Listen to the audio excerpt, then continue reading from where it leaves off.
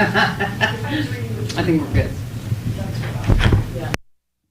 Welcome everybody to our first Newcastle Redevelopment Commission of 2026.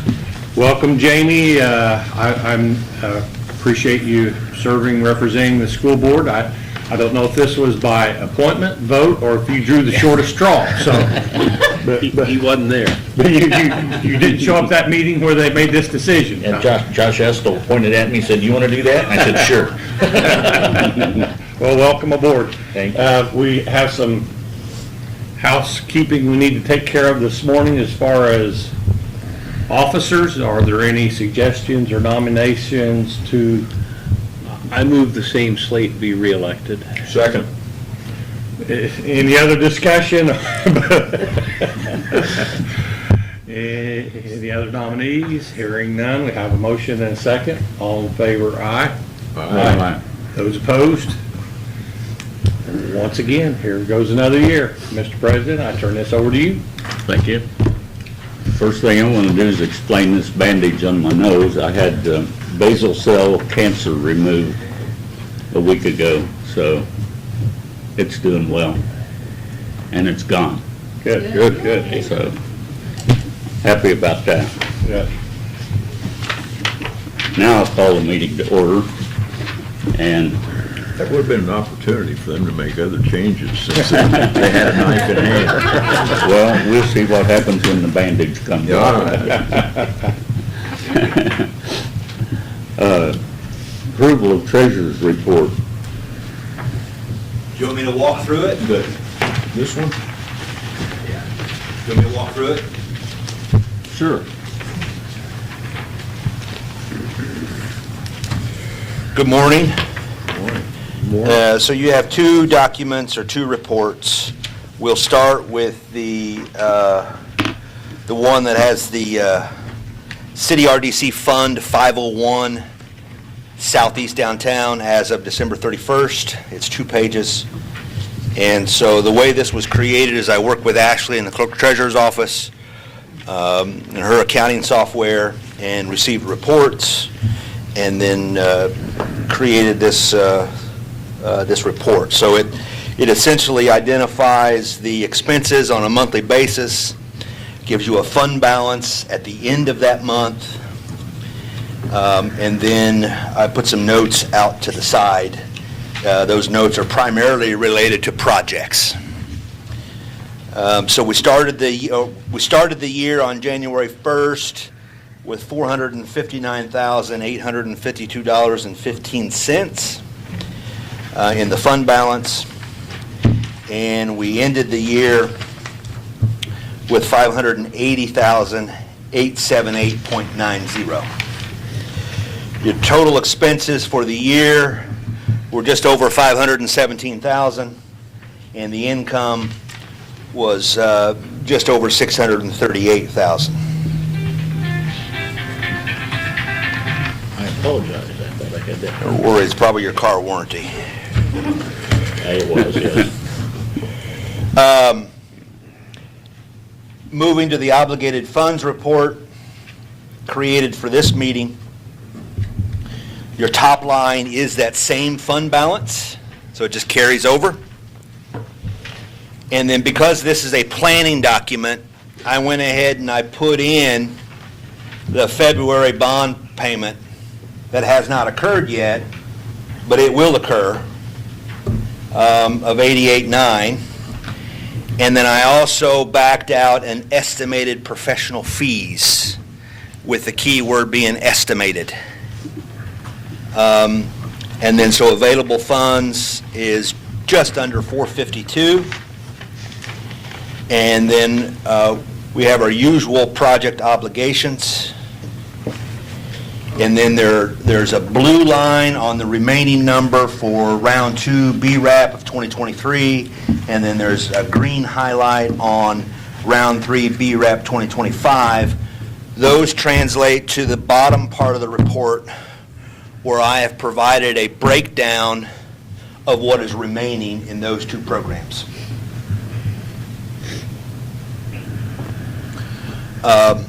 Moving back up, so available funds, less remaining obligations gives an unobligated amount of about 122. And this report does not reflect any 26 revenue. So this is simply cash on hand, less your February debt service, projecting out a full year for estimated professional fees, and your existing obligations. I did not plug in any 2026 revenue. So that's projected to be in the 600, 650 range again, or? No, hang on. I'm anxious to see how you came up with this number, because I don't know that we have, Well, so my source is Baker Tilly's annual report that was given in October, so that's Okay. the best guess. good, yeah. Their guess is better than my guess.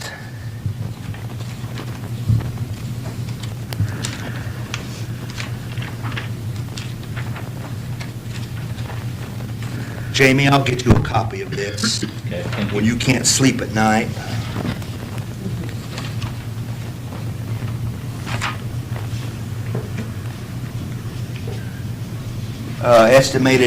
Estimated gross revenue is 846. 846,000. Yeah.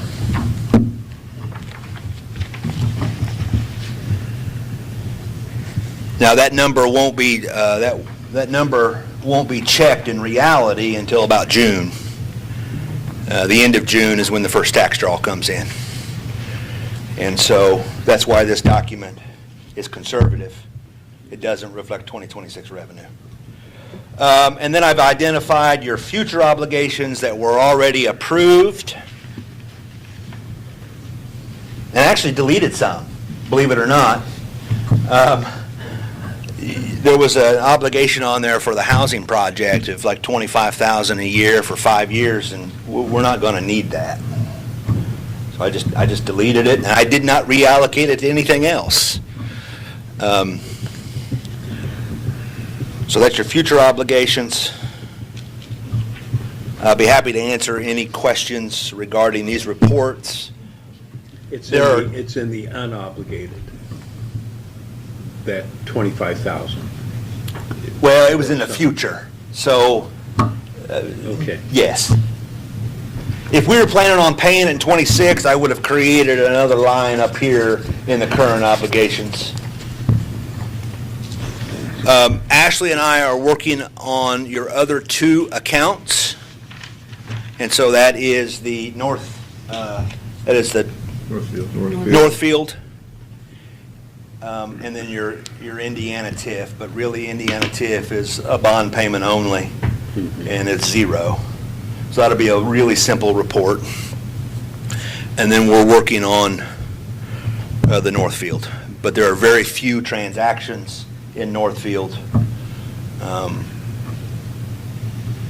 But there's a couple different accounts within the city software that is used to track that. And we didn't realize that until last week. So in other words, the revenue is received into one fund, and then the bond payment is paid out of a different fund. And so we took the busiest and your most active account, and Ashley and I worked on it, and so this is a result. Two questions. In your email of yesterday, Yes, you mentioned a bond payment, yes, $58,100, yes. that should not have been charged to a particular account. Yes. Explain that. Okay, so yesterday... That was from a year ago. Yeah. Yesterday morning, when, on the email conversation, when Forrest asked for financials, I sent financials about 9:30. When I sent it, there was an outstanding question between Ashley and I. We were working on it. When I put this together, reviewing all the transactions in 2025, a bond payment of 58.1 caught my attention, and I asked, should that be charged to this, to your downtown TIF? And the answer was no, it shouldn't be. That was a Northfield bond payment. So it was removed from an expense, and therefore your available funds went up from 9:30 in the morning yesterday to about, I don't know, 1 or 2 whenever I sent the revised report. That was the difference, 58,100. So the income and expense that you show on this report is accurate, Yes, and the December fund balance is accurate? yes. Okay. The other question is, would it be possible on some report, this report, since it's the most active probably, to make note of the balance in the city's operating account? You mean the general fund? Yeah. Since if that account dries up, this is meaningless. Yeah, it's public knowledge, it's not that big a deal. Okay, sure. That would help me, and I'd appreciate it.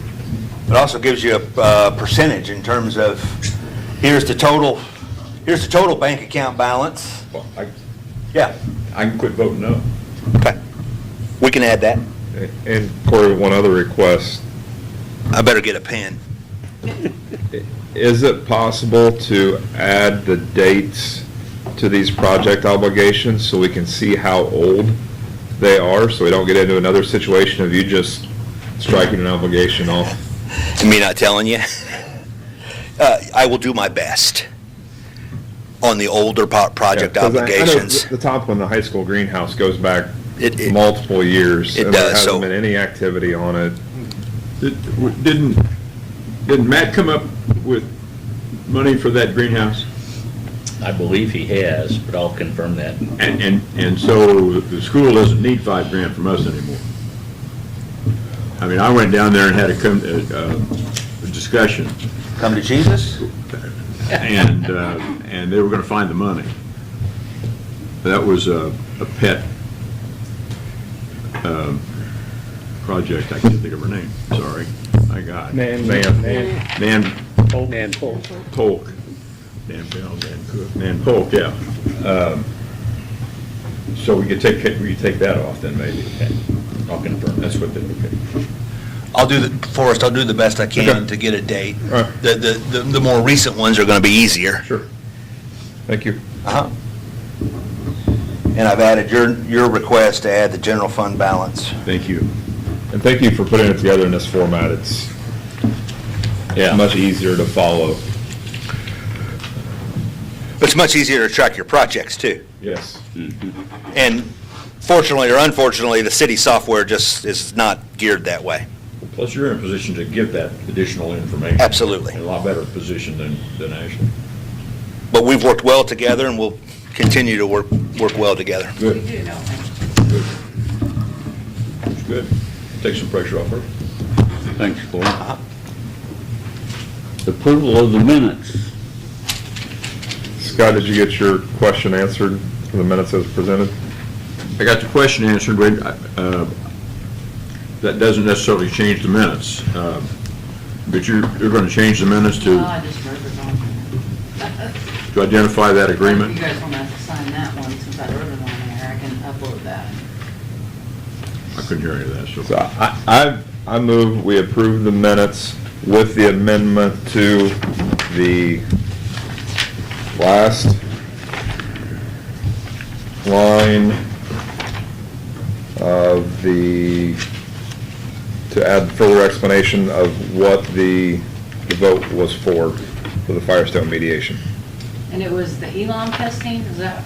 It was additional analysis from the ELOM group related to Firestone site.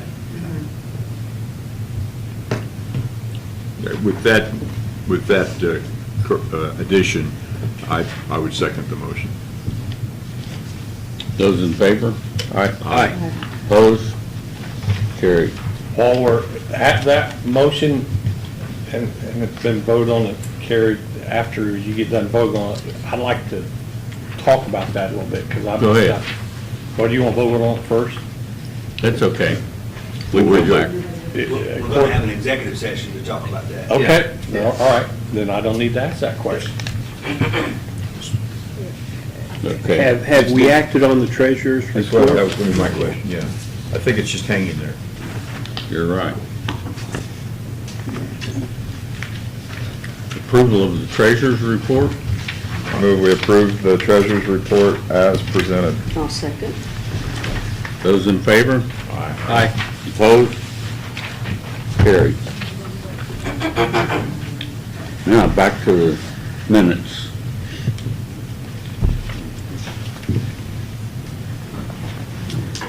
We have a motion to approve. We already voted on that one. Yeah, we did. Okay. Approval of plans. Do we have any? No, no plan. Okay. YMCA project. It's me again. Yep. I've got Chris Williams here in the audience. He's my phone a friend. But I originally appeared before you asking for your support of the YMCA expansion on your financial, on your obligated funds and future. You see that it's $62.5 a year for 5 years. The detail of that is that For 8 years. for 8 years. None of that is paid out until the expansion is complete. That's the way we set it up. That project has kind of shifted a little bit, and so I handed you when you sat down, I handed you a one-pager. There's actually text on front and back. And let me start off with, it is my recommendation that this commission continue with the obligation as approved. But this is an update on the project. It is more than an expansion to serve kids. It still includes an expansion that offers out-of-school childcare, but that market has changed since the project was presented to you. Newcastle Community Schools has received a grant that allows for after-school care in some of their buildings. And quite frankly, child care at large has changed because of the state funding from the CCDF voucher. And they put a cap on it. There's a huge waiting list. So the entire marketplace around child care has changed. There's still a great need. It's just the state and the feds are trying to figure out how to pay for it. And in my opinion, it's how to not pay for it. But that's a bunny trail. We're still doing the before school in the mornings. You drop your kids off at 5:30 in the morning, so we're still doing it, and the bus comes and takes them to the elementary school. They're being fed and before school. Yeah. Thank you, Chris. So, and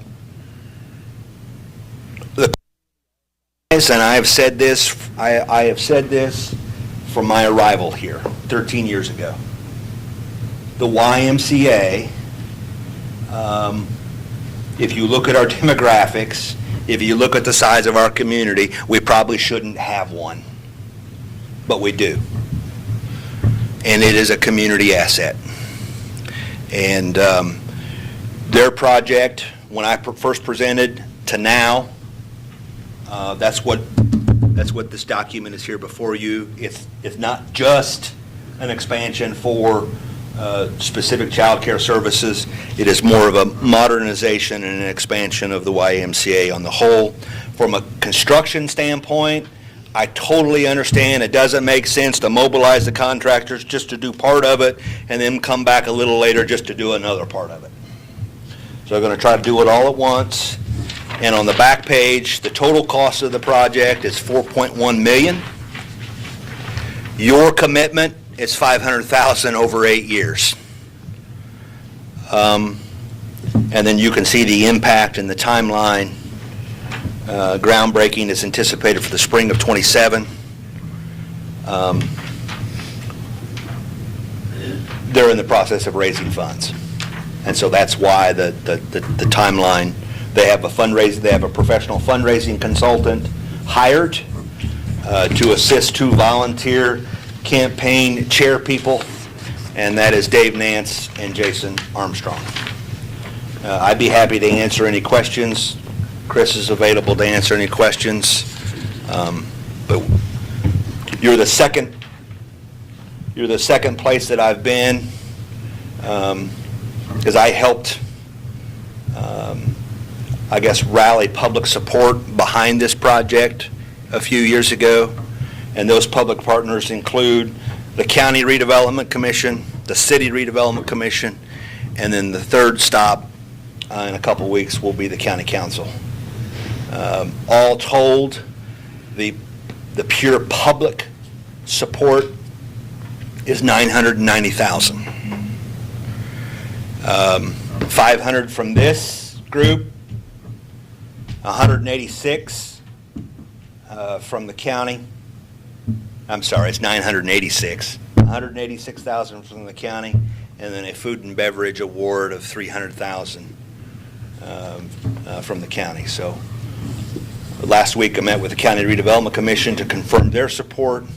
Here doing the same, and then in a couple of weeks we'll be before the County Council asking them to do the same as well. So it's a little less than $1 million in total on a $4 million project. The total, meaning the 3 groups, not from this group. Correct. I can report that as a result of your meeting with the county RDC, that commission voted favorably to maintain their commitment, so it's now to this group and food and beverage. And other than that, I shouldn't say anything because of my affiliation with Will Hyde. Yeah, as James and Sam. As I should as well, being a member of the Y board, I'll not participate in the voting.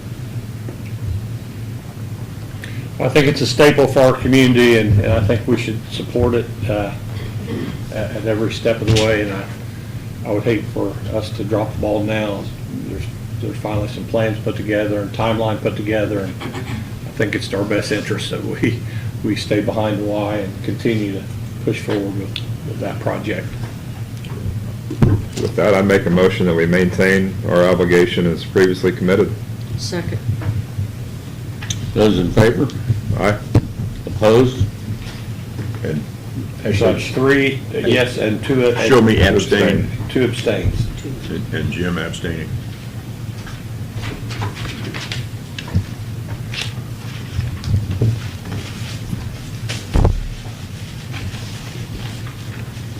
Okay, Corey, it's your turn again, I believe. With the professional services. Corey, this is your world, we're just living in it, man. I appreciate the opportunity to serve, and I mean that sincerely. Without the tool of tax increment finance and the city council and mayor taking advantage of that, your tools to do economic development are pretty limited. So thank you. There is a professional services agreement before you. Joel has had the opportunity to review it and make some changes. You have his blessed version. It is a professional services agreement between my employer, a nonprofit, so the Newcastle Henry County Economic Development Corporation, and the Redevelopment Commission. The annual fee is $8,000, paid quarterly.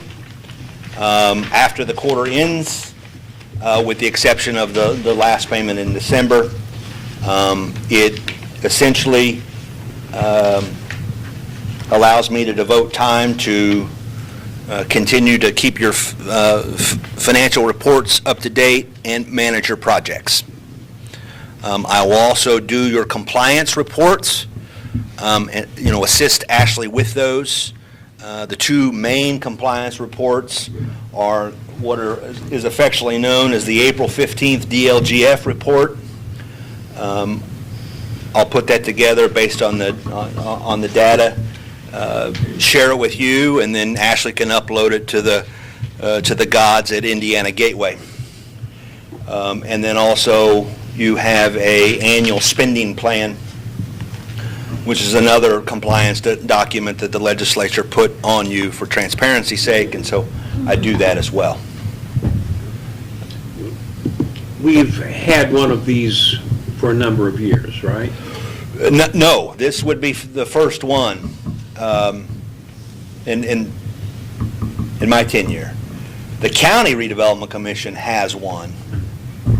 And it has served us well. It has. But this would be the first one for the city. Now, if you go back prior to my arrival, my colleague and boss, Kelly's been with the corporation for about 19 years. She will remind me, I thought you had two bosses. At least. she'll remind me that the EDCs, prior to the Jim Small administration, served in this role as well, but without a contract.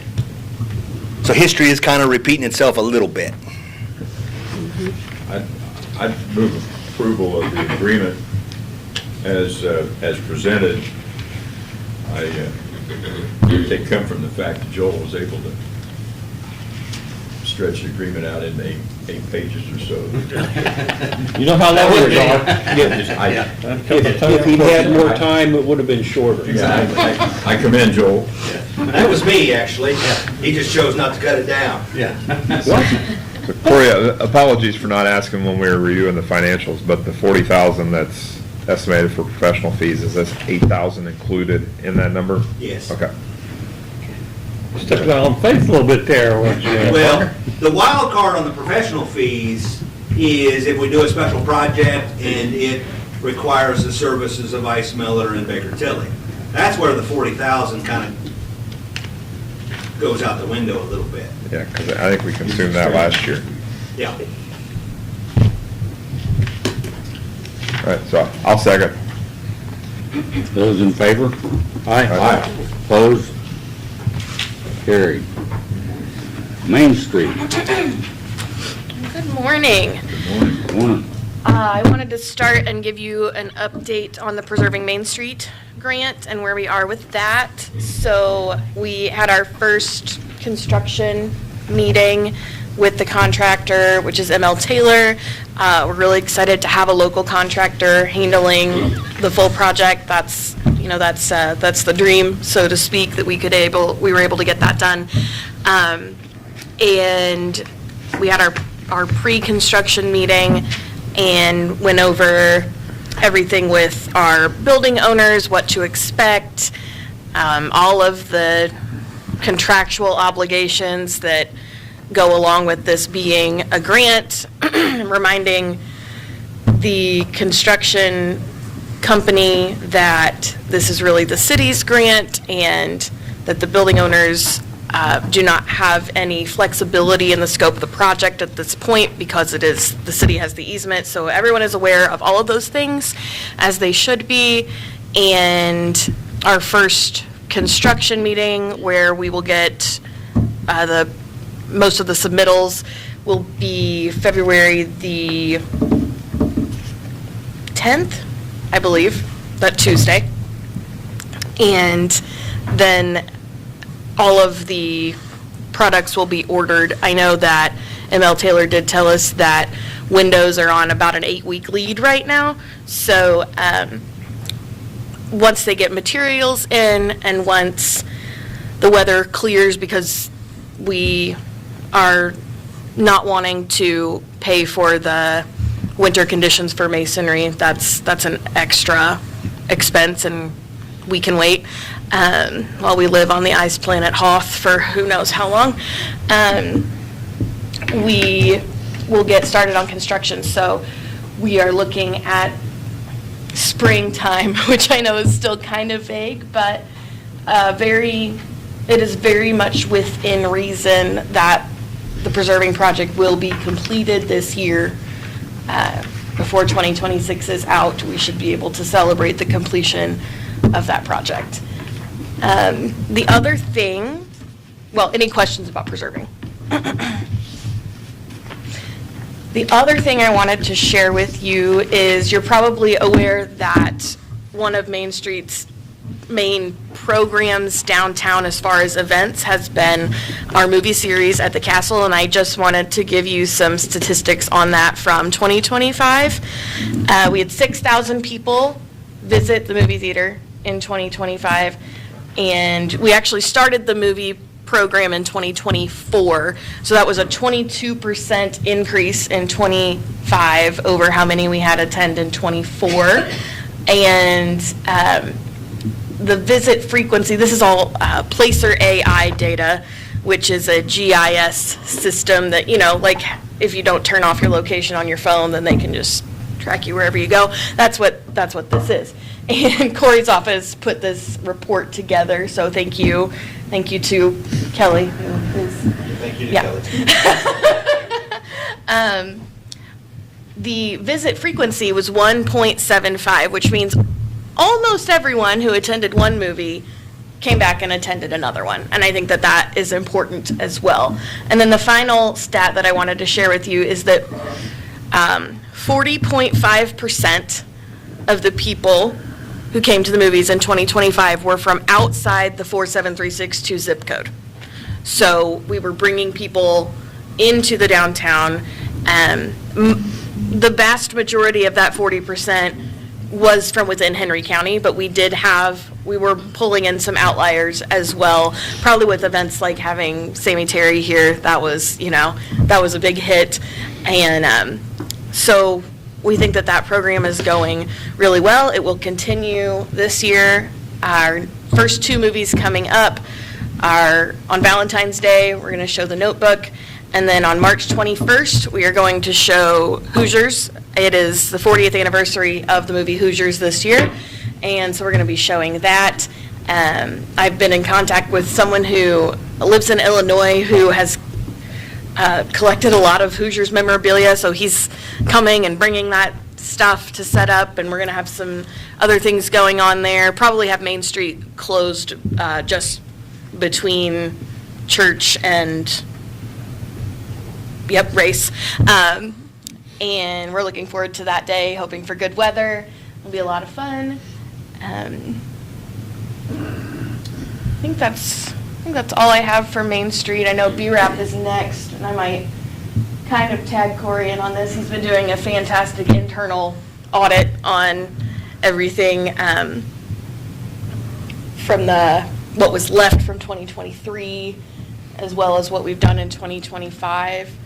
I know that we did have 2 claims paid out at the end of 2025. One of those was a leftover claim from the 2023 BRAP, which I know we are working hard to get that completely reconciled for 23. And then we've paid out one project for 25.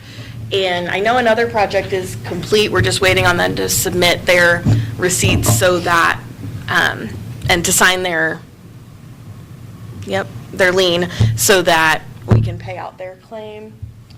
What else do you have, Corey? Before you get to that, on the 6,000 people that attended. Oh, sure. Was that all in December? That was over the course of the year. But, well, we didn't have movies all through the course of the year. We did. We had a movie in February, April, 2 in July. They weren't every weekend, they were just designated Yeah. dates. Okay. Yeah. So they were throughout the year, skewed a little bit toward the end of the year because we had 3 Halloween movies and then we had all of the Christmas movies, but we did have some in the first part of the year as well. So do we have statistics that show of the 6,000 visitors, how many either dined downtown before or after? Well, so we do, and that is something that I'm going to talk to our promotions committee about, that we've got to work on, because it was not, the stats were not good. People either just they just didn't stay downtown, maybe they went directly home. Dining options after a movie downtown Are would be challenging. rather limited. Right, Yeah. right. And so that is something that we know that we need to work on, and I was glad to get this data so that I can go to the committee and say, look, they're not eating downtown. We've got to fix that problem. and see what we can do, whether we work with restaurants to provide some kind of incentive to dine there before or after, or if, we give them the movie calendar and they're willing to stay open an hour later, but we're going to work on that this year. And second, with the promotion of the movie Hoosiers, are you working in partnership with the Hoosier Gym? I'm just going to invite them to partner with us. I know that they traditionally show it every year, and we don't intend to show it every year. We're really just doing it because I was contacted by this guy in Illinois, and what would it take to show Hoosiers at the castle? So we're just trying to, accommodate this former citizen of Newcastle to make this happen this year. So, yeah, we're going to try and collaborate with them if they want to. This would be pretty cool if you're going to shut down Main Street to get the bus. I am working on that. Yeah, working on the bus and the car. I applied for the NCAA Fan Jam to come downtown. I have not gotten a response, but with it being March, they may be completely full up already, so we'll see. Okay. Thank you. On another note, before you sit down, with all the state cutbacks, how do you feel that's going to affect our Main Street? I mean, I appreciate that our Main Street has always been kind of self-sufficient, self-focused, and always have that support from us, but what are you hearing from the state? Just kind of curious. Well, so the state does not provide any direct funding to its main streets. It does have grant programs that their main streets can apply for. This year, there is their main grant is like a street safety grant, not necessarily something that I think would benefit us. It's more for those urban main streets within a larger city kind of a thing. That's their major grant. I'm still, keeping my ear to the ground for anything else that I can apply for. But for instance, in past years, they've had an operational grant called Taking Care of Main Street, and we haven't seen that grant for 2 years now. So there are definitely fewer resources available to main streets at the state level, at the federal level. Local grassroots support is going to be more important than ever. I know you are probably aware we ran the 50-50 promise in the last quarter of 2025. That was an attempt to raise $50,000, which would put 25 into our operations, 25 into an endowment at the Community Foundation to begin building long-term sustainability. And the city Riverboat did give us 15,000 of that, which was wonderful. We raised an additional 13,000 from the community. We didn't get to 50,000. We're still working on how we want to finish that project because we do believe that it is important to make sure that there is sustainability for Main Street for generations to come. And we don't want the disrepair to happen again in a generation. We want people to believe in this downtown, believe that we deserve nice things for generations to come, for my grandchildren, my great-grandchildren. In 100 years, we want to see our downtown thriving the way it is now. Okay, I'm just curious. Thank you. Yep. Thank you. So in regards to BRAP, we have 40,000 almost unobligated from 2023 and 2025. What are the plans for those funds?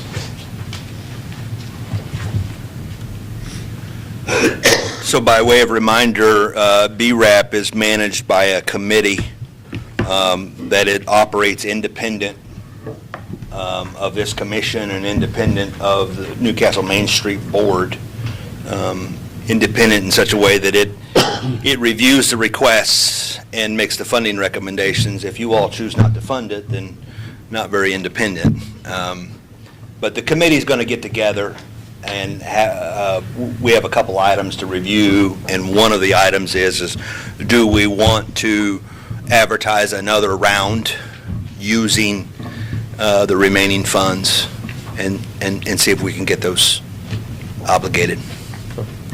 At your next meeting, I will have a detailed report in terms of kind of a look back on BRAP. We've had 3 rounds, and so I'll give you some stats on the number of projects and the number of unique buildings that this program has touched. And I do want to make the connection between your facade program that goes back a number of years, graduating into BRAP, and leveraging the $2 million grant. It takes a while. We got that award a couple years ago, right? And it just takes a while to get it off the ground. But this spring and summer, you're going to see a lot of scaffolding downtown. And in a large part, it's because of the city's investment through this group with the investment from the building owners. That public-private partnership, a ton of activity downtown, and probably some traffic issues, right? Or at least sidewalk issues. Why is all this scaffolding down here? Well, this is progress. And I just wanted to connect those dots on this cold, snowy January morning. Any other BRAP questions? On a positive note, That was positive, Mayor. no, what I've got is not, but I want Oh. it to sound positive. Through BRAP, there has been a lot of successful changes that has came from BRAP and from financing from this committee. With Senate Bill 1, Ashley and I had a 1-hour scheduled meeting with Baker Tilly this past Friday that turned into a 2.5-hour meeting with Baker Tilly. And this June, when we get our next tax draw, we don't have any idea what's going to be cut. My main question to him was, if property taxes are going up and we're still paying property taxes, how are we getting cut? Where are we getting cut? And the jury's still kind of out on that. So BRAP has been very successful. I want it to continue to be very successful. But Baker Tilly's suggestion to us this first half of the year, till we get the next tax draw, till we see how some numbers are going to play out, that we treat things very tenderly, gingerly, conservative until we see what is going to happen with the state. Because at this moment, we don't have the foggiest clue. We want this to go on. We want it to continue, but I don't want us to overcommit too early before we know. I will tell you this. We have made we're in the second year of a 3-year commitment to our fire, police, and EMS. And with the cutbacks that we are going to take from Senate Bill 1, we financially can't afford that 3rd year of what we have made a commitment to with Senate Bill 1. So for you to think, well, we'll work through this, it's going to be tighter than Pete's hat band. It's going to be tough. It's going to be extremely difficult. I want this to continue. We have some awesome things that have happened to our downtown, our community, that wouldn't have happened if it wasn't for BRAP. So this is not a wet blanket. I'm just saying the school's affected in the same way, and more so. We have the opportunity that we can raise some local taxes, but you don't. Right. So all I'm saying is the next 6 months, I would rather operate on the conservative side instead of here's what we did last year. I apologize, but I'm just giving my true thoughts and feelings right now from our legal counsel. You want to add anything to that? And the General Assembly's still in session, so we're all at risk. Yeah.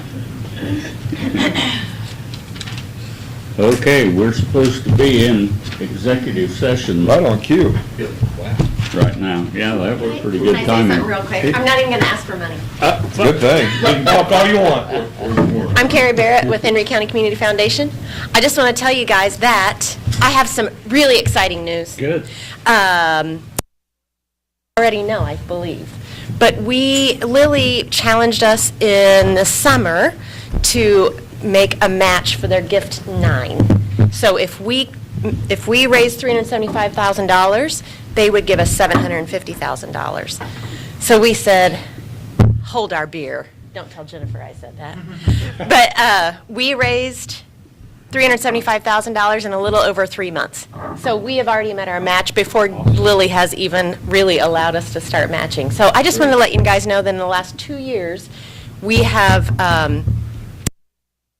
$2.25 million in our unrestricted fund, which gives us the flexibility to grant out to local nonprofits and whatever is where the needs are greatest. So I wanted to thank our community for their generosity because we couldn't have done it without that generosity. So thank you. As I go to meetings statewide, yeah. And they find out that I'm from Newcastle. They always use Newcastle as an example because we truly are in the top 5 to 7 most successful foundations in the state of Indiana. Well, it's as you're talking about this, it's a bright spot in. Yep. Congratulations. I told it wasn't for me, sorry. It's built on the shoulders of people like that. We're going to adjourn. the Yeah. meeting. Or we recess, No, or are we done? Just, We're done. Yeah, we'd have to adjourn to go into executive Yeah, session. okay. Motion to adjourn? Adjourn. And now,